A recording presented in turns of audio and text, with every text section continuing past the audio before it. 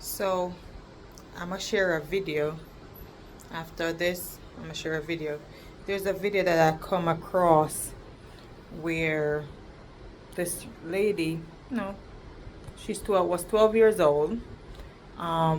She was supposed to be protected by her guardians, which some DCF, people who, take in foster kids and have them.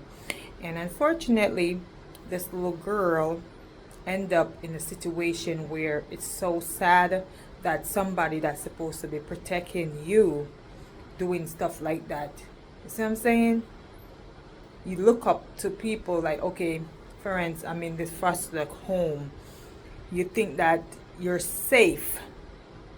And just to hear this young lady's story, how she was impregnated by her guardian, somebody who's supposed to be protecting her, making sure she's okay.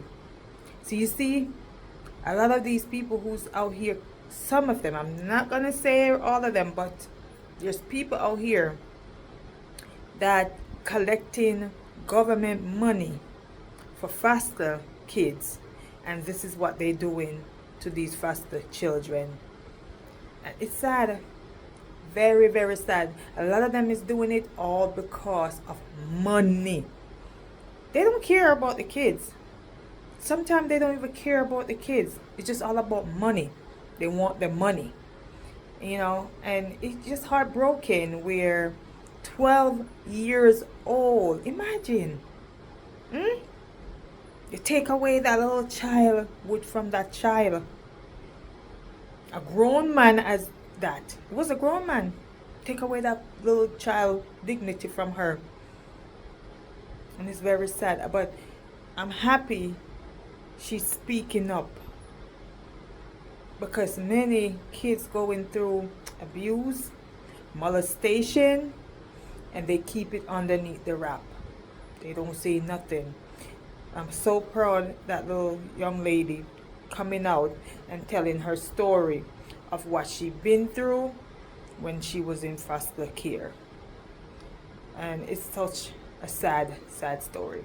So I'm gonna post that along with this video so you guys could check it out.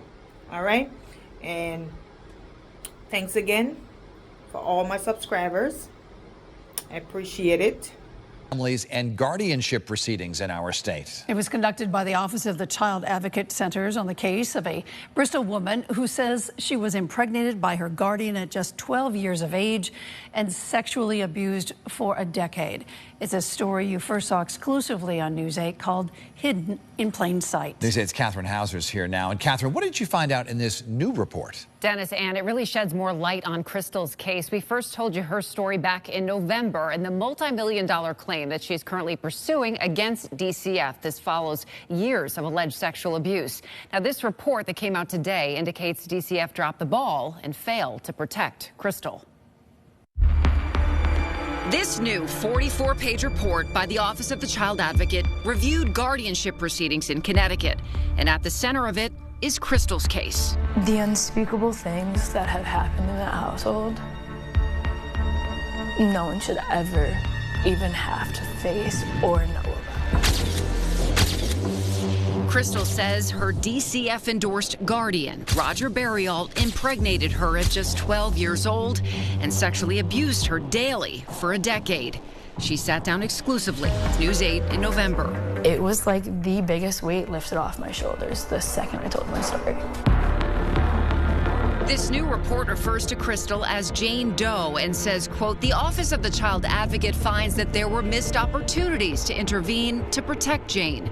Despite numerous reports, Jane's pregnancy, Mr. Burial's refusal to take paternity tests, and later receipt of text messages alluding to Mr. Burial's paternity, DCF did not contact the police to alert them to the allegations of sexual abuse.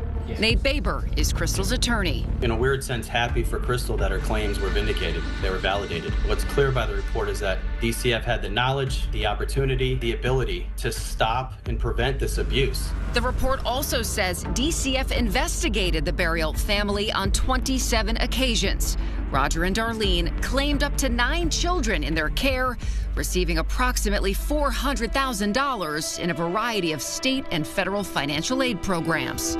Today, we asked the governor about the report. I got to tell you, whenever these accusations, we take them very seriously, see what we can learn from them, don't jump to conclusions. DCF does extraordinary work on behalf of some of kids who really need it the most. Nothing can undo the abuse and the trauma that she suffered. The only thing that she can do is file a claim and hope that the state does the right thing. DCF released a statement, a full response to this report, which reads in part, the system we have today has evolved significantly over the past 20 years, making the extensive inclusion of the decades-old burial case a limited utility for purposes of this report. For that reason, and due to ongoing criminal proceedings, DCF is not providing further comment here on that specific case. Now, we also reached out to Attorney General William Tong's office for comment, and they deferred to DCF. If you'd like to read DCF's full response to this. Thank you for the